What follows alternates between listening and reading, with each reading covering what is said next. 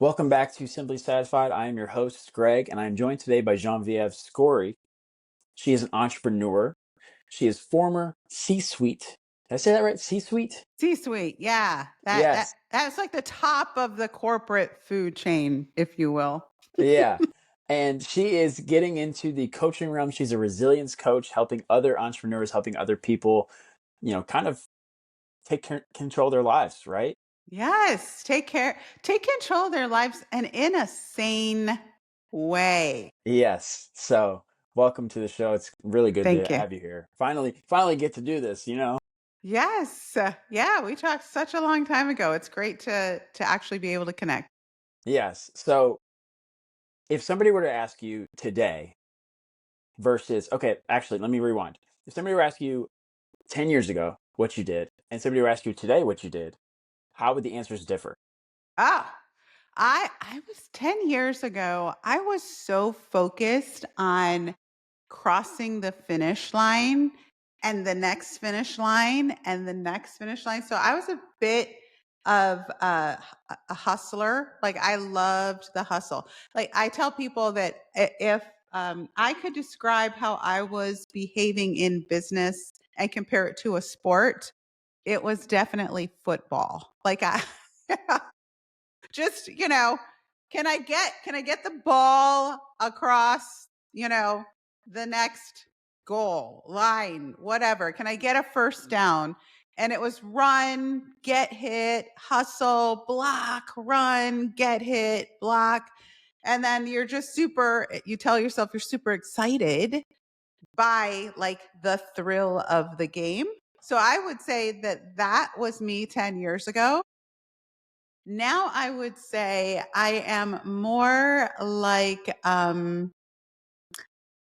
yacht racing, kind of high end still, Yacht still racing. yacht racing, high end still, right? Still achieving, but like kind of gliding into it. And there's a sense of majesty and ease. And so my life now looks more controlled and a little less hectic. Same passion and connection, but more aligned.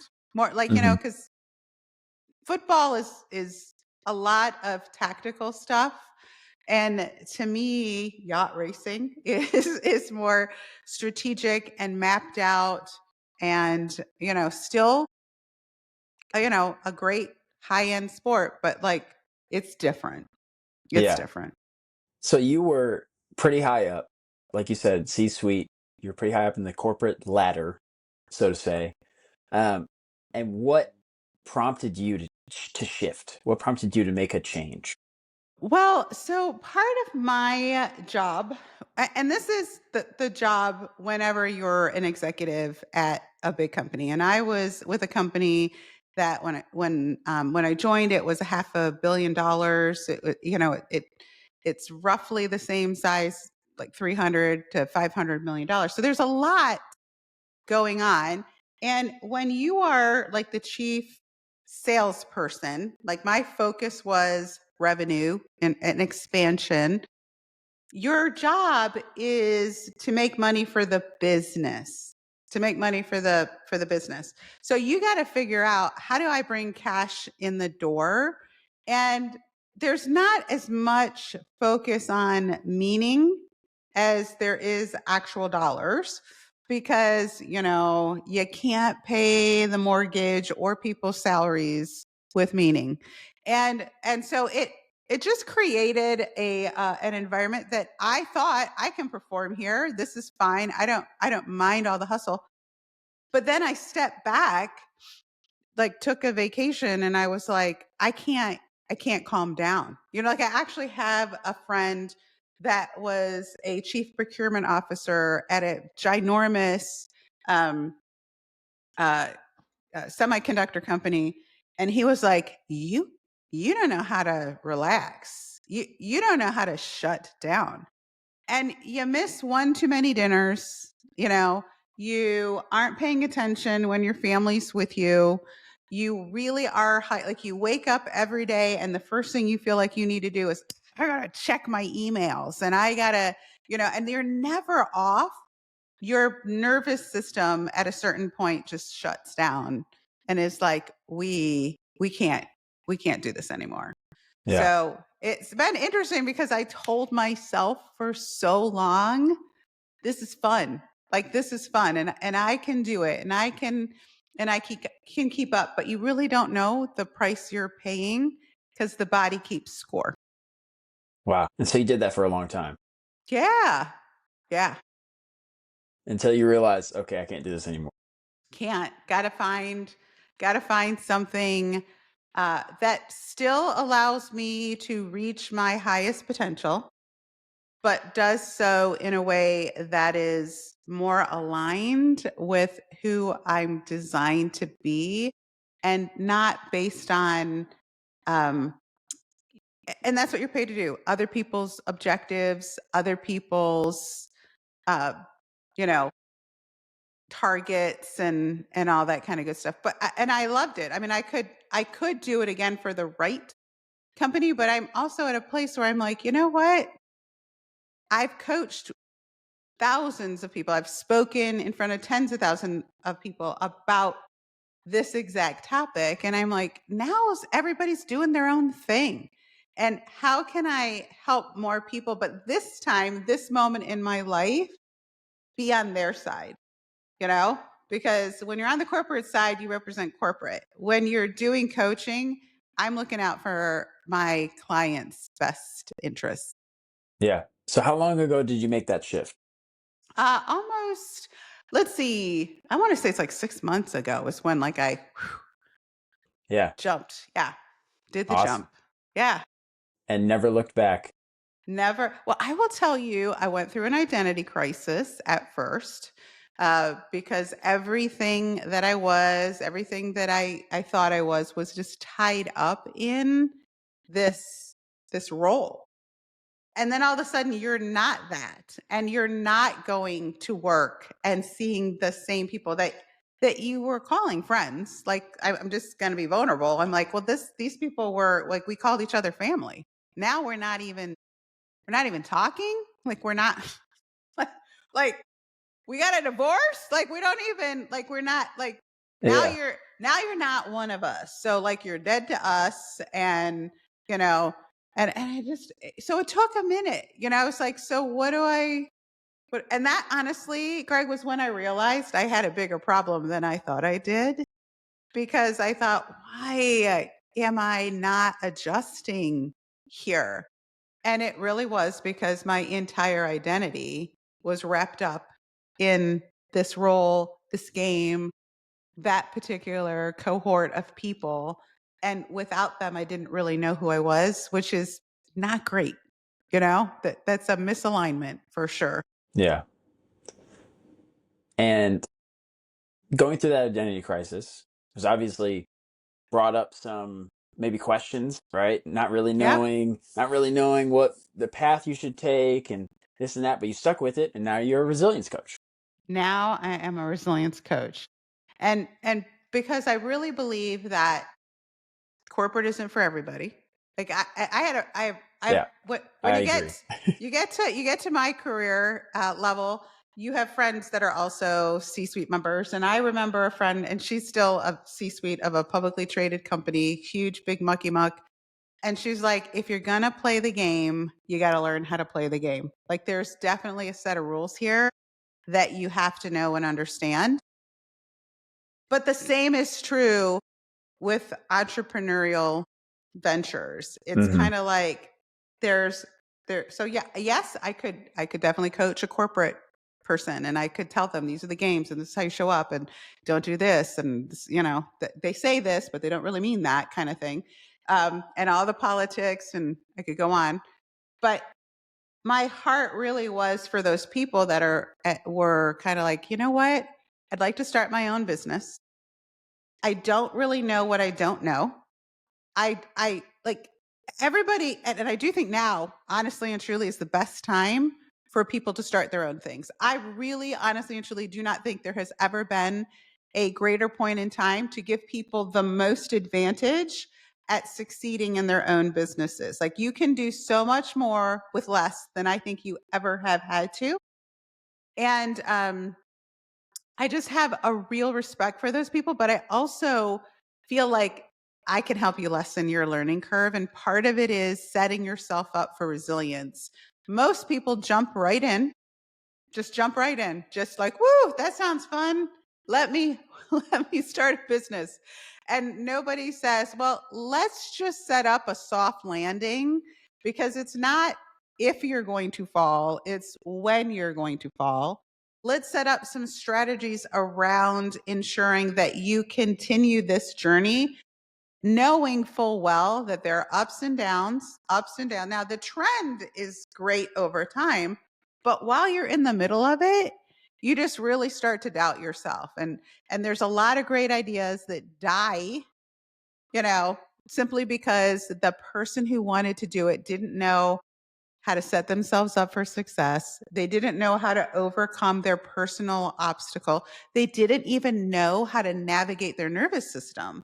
So, for example, when you start a new business, you're going to get a lot of rejection. I mean, I don't care what anybody says. Nobody wants to tell you that, but there is a lot of rejection. Yeah. And it, and what happens is your nervous system starts to go, that doesn't feel great. So let me protect you from that. Don't do that anymore. And it really starts to kind of, work against your desires and goals, because it's trying to protect you. Like, your brain doesn't say, let's succeed. Your brain says, let's stay safe. That's the job of the brain. So you really do need someone to help you go like, yep, that's pretty normal, but here's what you're going to do anyway. And let's figure out how you can do it in a way that your nervous system isn't freaking out and you're not triggered and it's not going into fight or flight mode. And fight and flight looks like a bunch of different things. It looks like thinking too long about your post or your podcast or your book or your lead magnet, like, like, get it out already. But no, I'm going to sit and rewrite it 900 times, right? It can look like that. It can look like, for moms or people that work in their home, the laundry feels more important right now than the work actually feels. That's part of fight and flight. Wow, I just had that internal conversation earlier today. Did you? Did it win? Who won? Who uh, won, Greg? the laundry. Right? So what I do is help people figure out what they want to do when they want to get there, and then how to create the safest, not. And by the way, it doesn't mean you're not going for your goals. It doesn't mean you're not being strategic. It actually means you're being more strategic. It's just that when you're more aligned with who you really are, you can do those tasks without hyperventilating. And if Mhm. your body's hyperventilating, you can take another course. You can, listen to another podcast, but nothing's going to change if the body doesn't learn this is a safe thing for me to do. So, resilience coaching to me is about mapping out, here's what we're going to set up in advance, because we are predicting these things are going to happen. We're talking about them when they happen. And then we meet up and we dissect and figure out, how do we make that safe for you to continue to do? Okay. Yeah. And so, how much does your corporate background play into your resilience coaching? I know that you were pretty high up in sales. So, Hmm. rejection is probably something that you have no problem. Well, you'd be surprised. Okay, okay. So, Yes. you were high up in sales, but you had problems with rejection? Listen, I sent out emails this week that I had to rethink like 3 different times, because I'm like, they don't want to hear from me. Like, that's a form of rejection. I have been showing up more, like my face on my social media.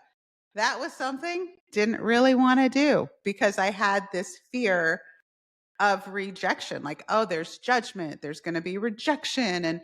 And so what I'm trying to do, and this is part of the strategy, so my corporate role helps a lot because it really is about forward thinking and it's about strategy. That's one of my strengths.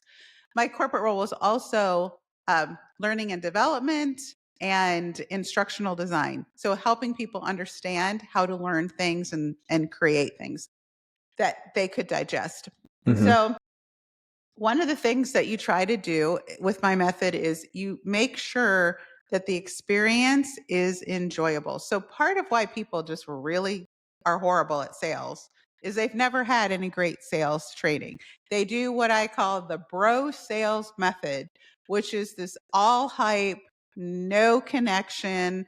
And that is a really high fail rate. So Mm-hmm. you've got to burn through, and some people do it, and that's fine. But I find that the average entrepreneur isn't wired for, you got to make 100 calls to get 2 people to say yes. The 98 no's is going to take them out way before that, right?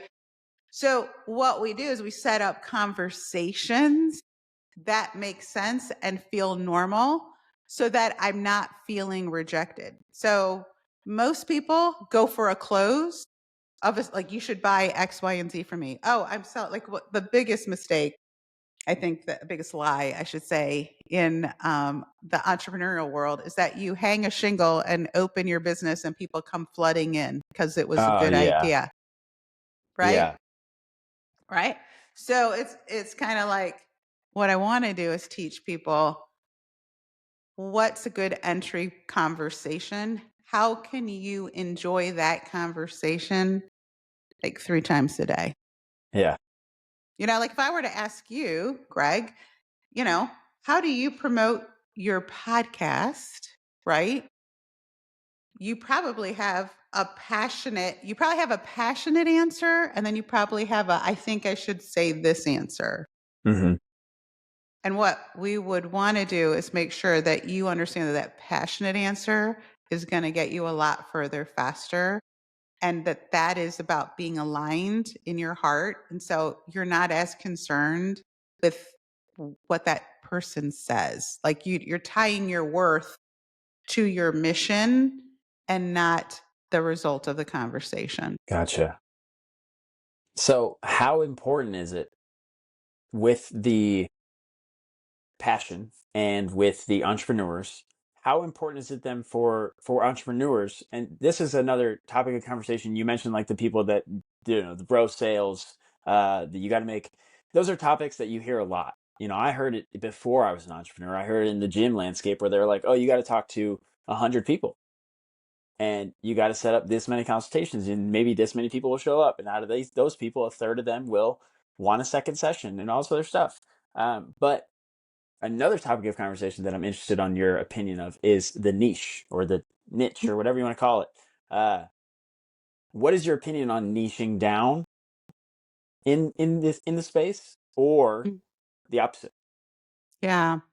I think niching down is super important so that the right people hear the right message. So I just had a conversation on the phone with someone today about this very thing, and I said, so let's say you're at a cocktail party and you meet somebody and the person's like, I'm a house painter, and you're like, interesting at best, maybe, right? There's nothing really about that that is going to immediately attract me to that person or fully really understand what they do.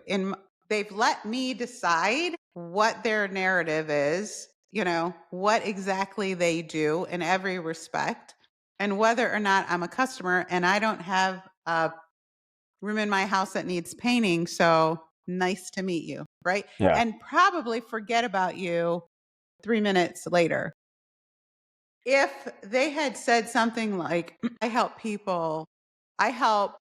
busy. So if they were going to try to appeal to me, pardon me, I help successful business women who don't really have time to deal with the fuss of redesigning and picking colors and making sure that the contractors do the right thing.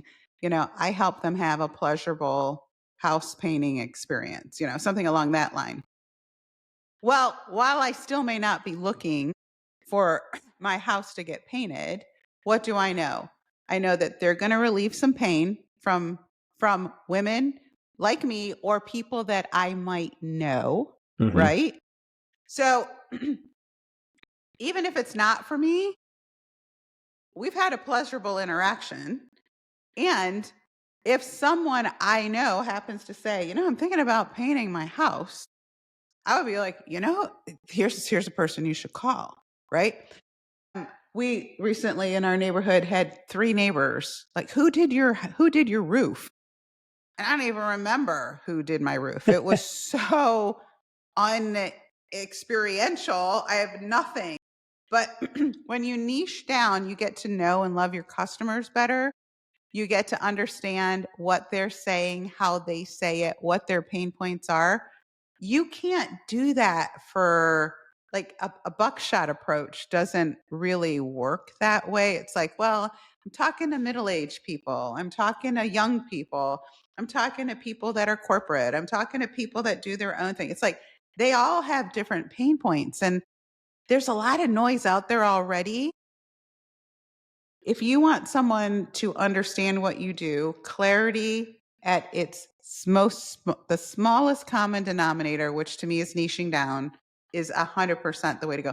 And you don't have to stay there. I think the mistake people make is like, well, I feel like I'm going to miss out on all the other things. And I'm like, you won't even catch all the other things with such a big, broad message. Yeah. Get started here, see what happens, and you can always, and most people do pivot. I think if you ask some entrepreneurs the same question you asked me at the beginning about what was your life like 10 years ago, I think a lot of entrepreneurs start off in a completely different space and Oh yeah. ride the ride somewhere different.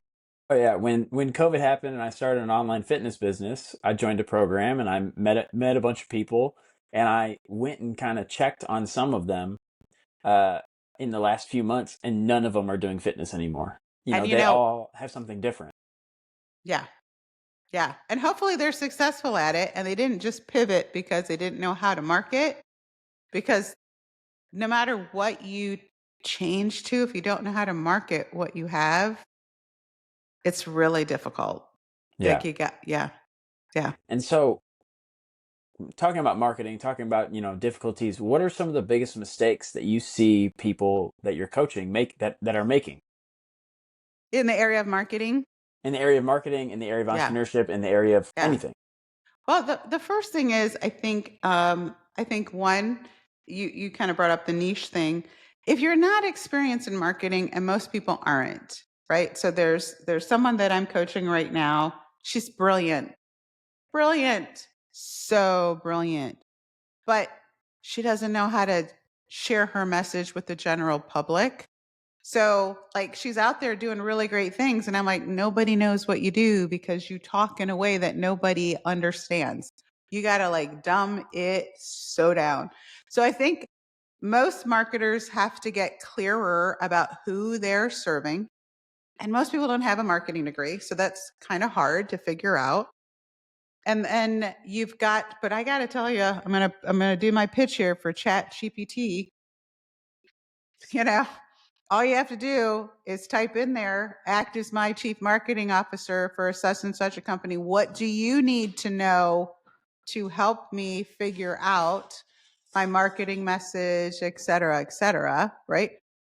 But I don't think most people know who they're really talking to. I don't think they know what people's real pain points are. And I also don't think that they know the language to use to attract those people. Yeah. I mean, I would agree because I actually am currently in part of that stage, but I've been in that stage multiple times where, trying to find your proper message, trying to find your proper offer, or however you want to talk to people, is one of the most important things that a lot of people mess up. Yeah. We were working on our lead magnet. It was kind of funny because uh, the other mistake I think people make is they work from the wrong frame of mind, and I'm totally guilty of that because I was talking to my coach And I said, what? He goes, what are you working on this week? And I'm like, I'm working on a lead magnet. And I get it. And he goes, a lead magnet. Oh, fun. Does that really light you up? And I'm like, I have to, No. right. It was no, but I gave my excuses first. And he goes, but does it really light you up? Like, are you sitting there super excited about what this thing is going to do for people? And I was like, well, no, not really. So I had to go back and rework it. But as I was reworking it, I also realized the words that I'm using to describe my customers' pain points are not really the words that they use to describe their pain point. So, so I started to do some surveys within my, social media. Hey, when you're working your business and you feel this way, what were, so it takes a little bit of research, but once you actually figure it out, it makes it so much easier because it's like speaking French and attracting French people. That's kind of right. If you Yeah. want to talk to entrepreneurs, you got to speak the entrepreneurial pain point language. You got to speak the mom entrepreneur pain point language. You got to speak the Gen X pain point, Gen Z, whatever. You know all those groups all talk different. So I think one mistake people make is really not understanding their audience very well. And unless you already have a community, which some people do, if you're trying to organically attract people, you've got to use their language and you've got to understand what the conversations they're having in their head. And that's what's going to make them go, oh my gosh, that Greg, he totally gets me. Like I was just thinking that thing. Like when your customer is listening to a podcast or they're listening to a reel and they're like, I was just thinking that thing, then you're right on the money. So how do you discover that? I think some of it is survey. Some of it is getting in groups and seeing what the conversations are. So most people join a group because they're like, oh, I'm going to get there and get customers. I'm like, no, really go in there and just be stealth for a minute. See what they're talking about. Ask questions, observe, get a little notebook out, get that verbiage down. And then the other, I'm going to go back to ChatGPT. I'm telling you, people need to learn how to use that tool to help with marketing. But part of what you want to be able to do is have it help you assess your ideal client and then start to ask questions like, so what are their top 3 fears? Right? Mm-hmm. What are their top 3? What are their top 3 problems? What are their unspoken problems? Those things are the things that you can target in on. And when you go and look at names of books and search engines and blog articles, you'll see that those really are the things that they're getting hung up about. And then they're Now, like, oh, they get me. now the ChatGPT thing, right? I have a pretty personal question, but maybe somebody has a same question in the audience. But when you go to ChatGPT and you ask it to be your chief marketing officer, or you ask to figure out your ideal client or your avatar, and they give you the pain points, they give you the fears, they give you what people are searching for, and you think that would never work.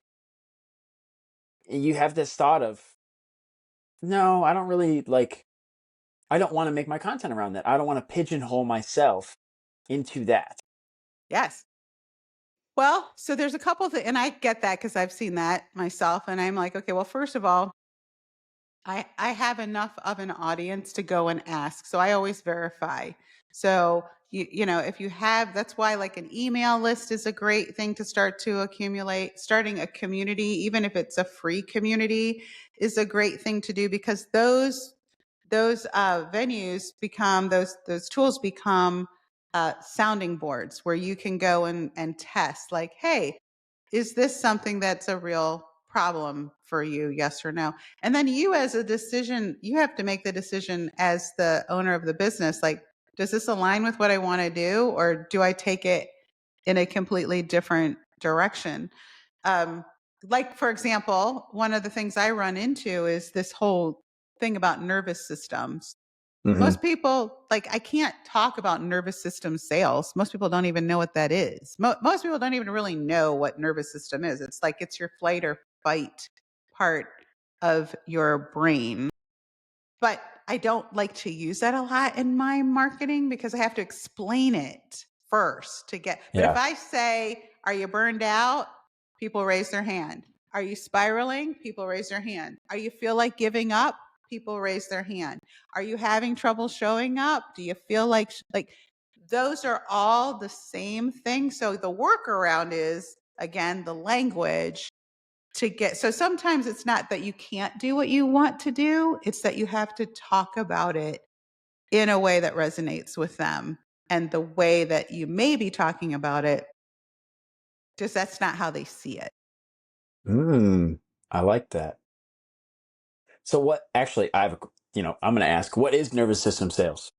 Yeah. So it is this calm confidence framework is what we've designed is a calm confidence framework where your nervous system doesn't get triggered when you try to sell so that it becomes enjoyable. It becomes enjoyable. So, like, for example, when you were selling gym memberships, what we would do is work with you on like, what's something that you would be comfortable asking people 3 times a day to start a conversation because you're not wrong in that whole formula. You got to have this many appointments and you got to have this many appointments. Like that's just sales funnel. Like that's just how that works. But if someone can't even get to that first step, they're never going to get to the rest of it. So typically it would be something like, what is a conversation that isn't, will you join my program? Right? That you would be willing to have with someone you meet in an elevator, someone that you see online, someone that you're at a cocktail party with to try to set up a next conversation. We all wish it was that easy to just be like, "Hey, you want to join my thing?" And people would be I like, know. "Yeah, I'm in." Yeah. Yeah. There are jobs like that, but you got to wear a paper hat and you're going to smell like French fry grease, you know? Yeah. They, they come right up with their order, doesn't pay well. It's like, that's not what you want. Yeah. One of the toughest things that I've noticed is finding that avenue, finding that because for me, like working in the gym, the whole bro sales thing of like I'm gonna give this person a free workout session and I'm gonna show them how much they can sweat and how much, I can change their workouts to make it more difficult and get them results. And I was like, you know what? That's cool, but I want to get to the core of why they joined the gym. That's correct. And all the other That, trainers were like, why would you want to do that? that's 100% correct. That is exactly how the brain makes the decision. It's an emotional attachment to an outcome. And most people make the mistake of selling the outcome and not that you have to know you were right. You have to know what brings you here today. Like what does success look like for you in 3, 6, or 9 months? Yeah. And I'm not gonna And it, lie, I got a lot of people that were like, I joined the gym because my wife told me to get out of the house. And I'm like, okay, cool. Like there was no emotional attachment.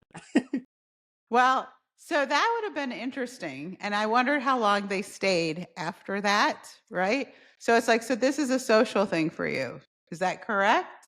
Okay. Is this a hobby, a social thing? What if you could get, fit? Like if you could wave your magic wand, there's really nothing that you'd like to improve about your health. But when you go to a gym and you see these guys with muscles upon like sculpted, there's a part of us that are like, that's not my goal. So what that's not my goal. So you do have to know what are you here for so that I can maybe they need to join my gym where you can watch a movie while you're on a treadmill. Like that might be well, then let me take you over to the movie theater where you can watch the Avengers while you are on the Stairmaster. Yeah. Yeah, exactly. The amount of people that I saw that went to the same treadmill, and if their treadmill was taken, they'd just leave. But um, Just don't like people right next to me. I am like, oh there's like yeah, 7 treadmills here, yeah. buddy. When all of them are open, they come right next to you, and you're just kind of like, Move over. what Yeah, the heck? Um, exactly. so with your coaching, with the resilience, with everything you've learned in throughout your whole entire career, how do you help your clients? How do you help people stick to what they want to do? Like It's when they oh, when they get to adverse times, or when they start facing challenges and they're like, I don't know if this is for me, or I don't know if I'm going down the right path, and they start to get shiny objects in them. They're like, maybe I should do this. How do you keep them yeah. doing what they're doing? It starts with exactly what you just said. We got to dig deep and talk about why this has to work for you. Like we got to know for sure. We got to know for sure what is the one thing, the feeling, the experience that your life is currently not like currently doesn't have that you have to have, and the business is the bridge. Because when someone really understands why they're doing what they're doing, then everything else makes more sense, right? So we brush our teeth and floss our teeth and water pick and whatever because we want to keep our teeth, right? It's kind of like you only have to do the teeth you want to keep. That's the rule, right? And nobody gets up in the morning and goes, you know what? I feel like I'm just going to skip this today, you know? And the next day, that feels like a lot of work. I'm going to skip, like everybody, like they're just doing it. And you do it because you want to have healthy oral hygiene, but then it becomes a habit. So it becomes part of your identity. So the initial point is very emotional for a while to get the habit going. And then once the habit gets going, it becomes part of their identity. And then they stop questioning it. And then you can work on other things. And what happens when they start forming that habit? Now, I'm going to use a term that has been quoted in other things. We used it in our coaching a lot, but they hit this in fitness. They call it plateaus, but I like to use the valley of despair, Hmm. where Yes. you start building these things, you start doing these It, things, you're making have a lot of momentum, there and then you you are with kind your of hit flashlight. Uh-huh. And the you hit this moment of like, I don't really, I'm not gaining traction. I don't really feel like posting this content today. I don't really feel like doing this thing. Maybe it's burnout. Maybe it's whatever it is. But how do you help people through that? yeah. So you got to know that all those things are a symptom of a need for a nervous system reset. So usually what we're going to do is we're going to try to identify what was the thing that triggered it. Mm-hmm. A lot of people don't take the time to evaluate that. But if they do, it's like, well, I set up this webinar and I worked really hard and like nobody came. So I'm done, right? So it's kind of like, okay, so part of your resilience mapping would have been that we have already plotted out. Here's what's going to happen when you feel like quitting. Because I really believe in my heart, it isn't if you're going to feel like quitting, it's when you do, which is regular. Like, I got to be honest with you. Like, there are regular days in every entrepreneur's life that are like, I'm quitting today. Like, I'm polishing my resume. I am quitting today. But if you set something up where it's like, okay, when I feel like quitting, I'm going to read that letter to myself for when I'm actually at, you know, the state that I'm working towards. So this is my letter to myself on the moment that I've woken up and I've achieved my goals. I'm going to read that letter. I'm going to practice some breathing.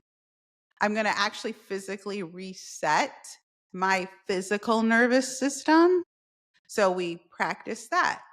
Is it music? I have some favorites. I have a playlist that fires me up. And when I'm feeling yucky, I fire up that playlist. And you have to just get them in a different state. And if you can get them in a different state, and then you can get them to act in that different state, chances are very good they can analyze what they need to pivot. Or sometimes it's like you took a risk, now you're learning. So let's talk about learning. What do you need to learn? Sometimes it's like that was just a huge mistake. Don't do that again. That was just silly, right? What self-sabotaging behavior is going on there that made you do that? But most of the time, Greg, it's just that people haven't done it long enough and they aren't willing to be bad in order to get good. Mm. And so there is that period of time that you just need that coach to be like, remember, you're learning. Let's reframe this. It's not failure, it's learning. I like that. You're reframing it from this whole like having to be perfect, feeling like it needs to be a certain way, or uh, having everything all together, right? And you're learning. It kind of fits the mold of like, no judgment, you Yes. know, exactly. Now, how do you talked about states. You talked about taking people from one state to another. You talked about you're not selling the outcome, you're selling the emotional attachment to the outcome. How do you sell the state or the emotional attachment and not the outcome? I think it's tied to what they really want to do. Hmm. So you really do have to dig deep and find out, like I'd be like, Greg, so why do you want to be a podcaster? And we would talk about that. What would it look like if it's successful? We would talk about that. What would it look like if it was wildly successful? We would talk about that. What does that feel like in your body to have wake up to have that, like it should excite and ignite you. And then it's identifying that. What do we want to call that? Right. And then it's also about helping people understand the difference between showing up in fight or flight mode and showing up in problem solving mode. So your brain is set up so that you're either in a great place to make decisions or you are being reactive. That's like the two states, and you can't be in both at the same time. Yeah. So what I want to teach people is when you feel this way, you have to understand you're in your reactive mind. No good decision making happens from that place. So, do we need to set up rituals? Like, I got to tell you, as a reformed hustler, Greg, I still have to wake up and tell myself, this is your ritual, because I jump out of bed and I think, I got to check email. I did the same thing. And it's like, oh my gosh, simmer down. You're at like a 15. You need to be at like a 6 when I you did the wake up. same thing. You need to realign your thinking. You need to stop and ask yourself, am I operating from a place where my highest, alignment is happening? Like, am I aligned right now, or am I reacting right now? Am I scared right now, or do I feel a sense of calm? Because really what you want to do is you want to feel calm so that you can evaluate and make decisions from a place of calm and not a place of reaction. Because the Hmm. reactive brain always chooses the wrong thing. Always. So, as a resilience coach, going, back to that, right? As a resilience coach, what outcome? What kind of message are you putting out that is helping people get to what certain type of outcome? Big message right now is there's another way. Because I really feel like there are so many people. I talk to people all the time that are like, I really want to do X, but I don't trust myself. I really want to do Y, but I think my time is up. I really think that the world needs a lot of better ideas. I just really do. I think we are all here creatively to put together a better standard of living for everybody. And the more people contributing to the answer, to the solving of any problem, the better. So we want more people in the conversation. I want more entrepreneurs. I want more moms. In particular, I coach a lot of women. I want more women feeling empowered to add their opinions or to show up or to be able to still have this great family life and still accomplish something professionally without losing their soul. I got into business so that I could have more time with my family. And then it ended up just being like the opposite. And a lot of people think that's how it has to be, but it doesn't. So a lot of my messaging is if you're feeling burnt out, you need to learn how to realign. If you're feeling like quitting, that's normal. You need to take a minute. Like resting isn't earned, which is definitely a hustle mentality sort of thing. Like you didn't earn your rest. Resting isn't earned. You're worthy of rest every day. You need to rest and reset. Otherwise, you're constantly on the go. Hmm. I like that. And that's what you bring to your clients. That's what you're Yes. bringing with your message. That's what you're bringing to your clients. It's what you're bringing really to your audience, Yeah. not just the clients, right? Yeah. And I feel like the better they feel about what they're doing, the longer they'll stay in it. And that's ultimately my goal, is to help people reach their goals It's like the perfect work-life balance. most of the time. Trend. I'm into the Most. trend. I'm into the trend of work-life balance. I don't think there's ever fully like, oh, every day, it's like, but there's a trend. Yes, Okay, 100%. so it's not attainable. It is attainable. It's just not realistic that Okay. every single day you are going to spend an equal amount of time in work as you are with family or personal things. But one, most people don't measure. They don't measure it. So they don't know until they're completely exhausted, right? That they're out of balance. Secondly, most people don't plan for the life balance, right? So we know when we need to go to work, we know what we need to do, it's scheduled, but we don't schedule in the life balance part. Yeah. And there are just seasons where you are busy, but I think if you measured it and you looked at it over the course of a week or a 2-week period, you should see that you're largely in balance. Okay. I like, and I'm a big scheduler. I wasn't until grad school. And then my advisor taught me about time management and how I sucked at it. I was really bad. And then I became a robot. So me finding balance in my whole entire life, and I think this is a proponent of finding balance, is you have to spend time, ample time, not too much, but maybe just a little, ample time at both extremes Hmm. with a little bit of obsession.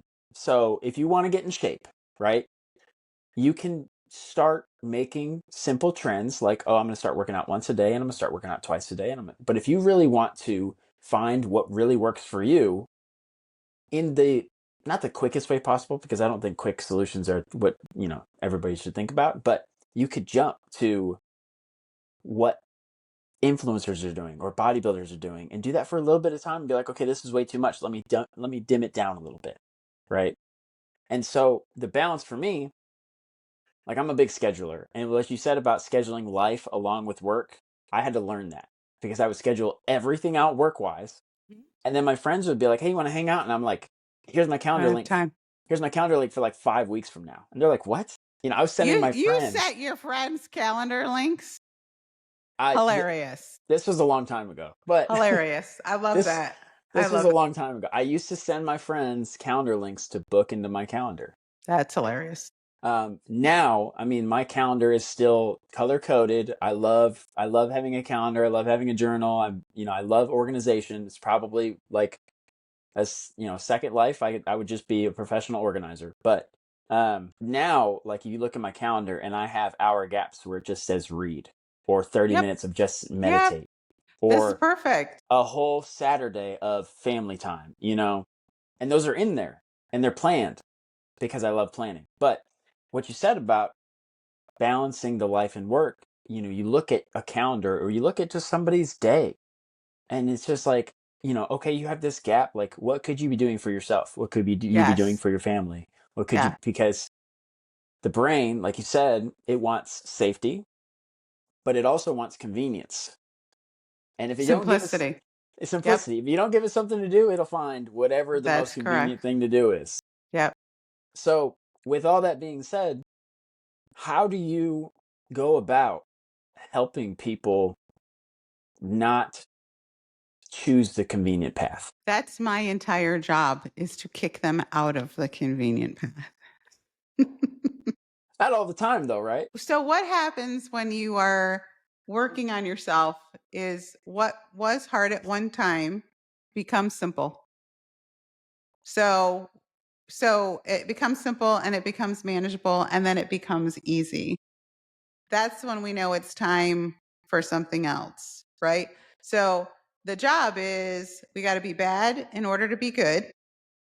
But at some point, you're going to get good at it. Like, for example, Stairmaster, not my favorite at all. Like, I watch people on the Stairmaster like they are crazy.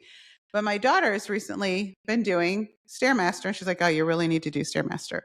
So, about 4 weeks ago, I started the Stairmaster venture.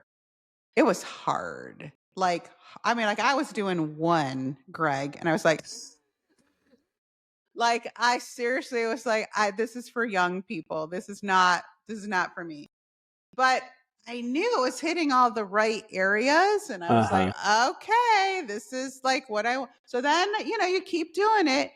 And it's like, but your legs feel so heavy at first, and your brain is going, don't do this. Get off. Go do the treadmill instead. But here I am, 4 weeks later, I go to the gym. It's a habit. I'm a Stairmaster girl now. That's part of my identity.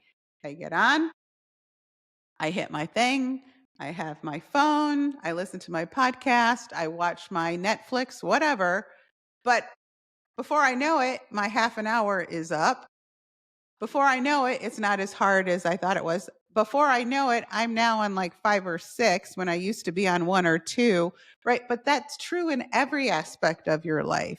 Those calls that were horrible at first become simpler at first. They become bearable, then they become simpler, and then you master them, and then you go and look for something else.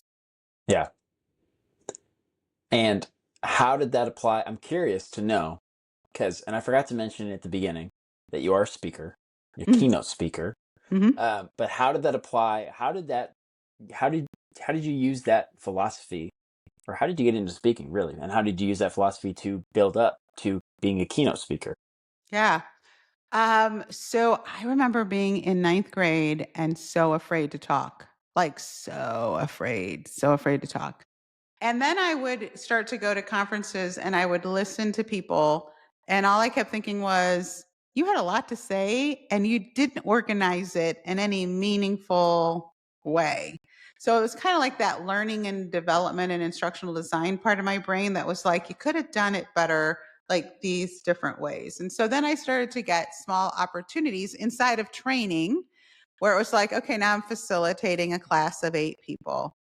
At first, I was like, oh my gosh, this is terrible. But I have a law of 3 rule, which is you got to do something 3 times scared before you're going to feel comfortable. So I would push myself through the 3 times, and then I could play with it. I could have fun with it. I could make it more myself. And then it was kind of like, okay, well, you're a facilitator. Could you do this small group thing? So it just kind of grew over time. But I would tell you the biggest thing for me was wanting to learn how to connect with a lot of people at one time and have them feel like I was talking directly to them. That became my game. My game became not speaking, but how do I throw my energy out into an audience of 6,000, 12,000 people and make each of them feel, even that person way, way, way in the back, make them feel like I saw them, I understood you, and I was here for you. So it kind of elevated it from like, I'm just going to talk at you to we're going to have this experience together for the next 40 minutes to an hour. And that just became super enjoyable for me. And I think for my audiences as well, because they would tell me time after time, that was incredible. Like, I felt like you were talking right to me. And I'm like, I was talking to you. What do you talk about? I talk about this. I talk about sales. I talk about how to get to your next level, which is a lot of people experience imposter syndrome. So yeah, been there. yeah. So a lot of good stories in my past about how I've screwed it up, overcame it, and here are some great steps. Yeah. Yeah, I don't know if you know the term, but I was going to ask what your legacy speech is. Oh, Do you know that I term? my premiere speech, like The one you give the majority of the time. a majority of the time it is mostly about being made for more. Like you haven't even scratched the surface of what you're capable of doing. I like that.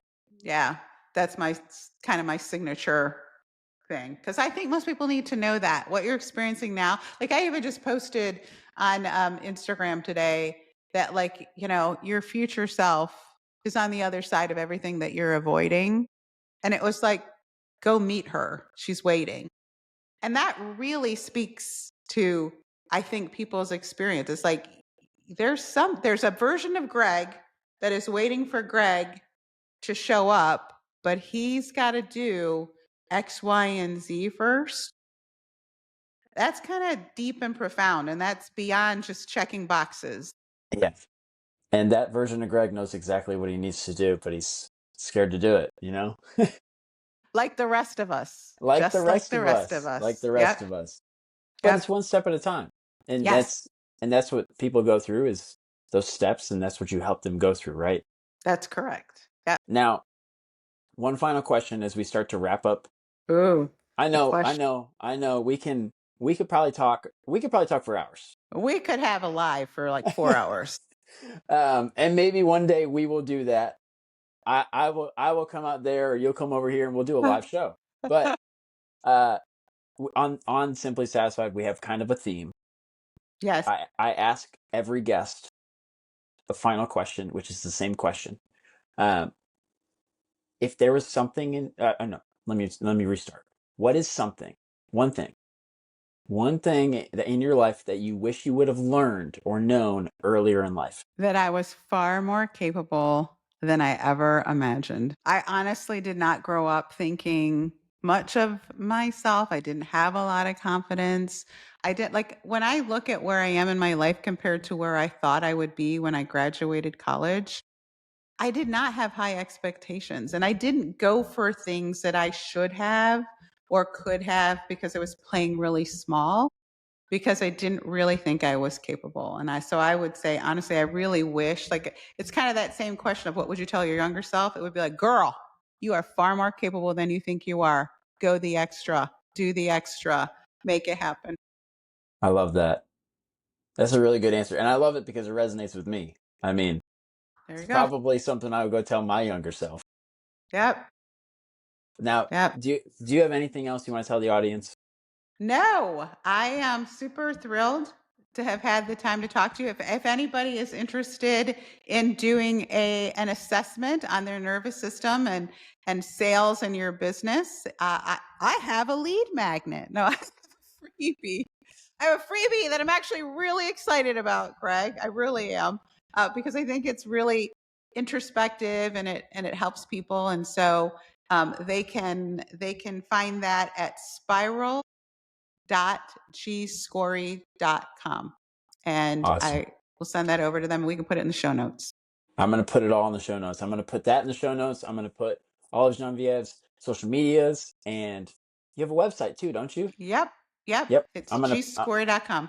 I'm going to put all that in the show notes so everybody listening, you can get in touch. You can go get her freebie, you can go get her lead magnet, you can get in touch with her. And thank you so much for doing this. It's my pleasure, Greg. Thank you for having me. Of course. Like I said, I would do it again. We we we could talk for about a lot of things, and we could go deeper on psychology or philosophy, whatever. But Yeah. thank you so much for being here. My This has been pleasure. amazing. Yeah. For everybody listening, this has been Simply Satisfied. Keep smiling, keep striving, and I will catch you guys in the next episode.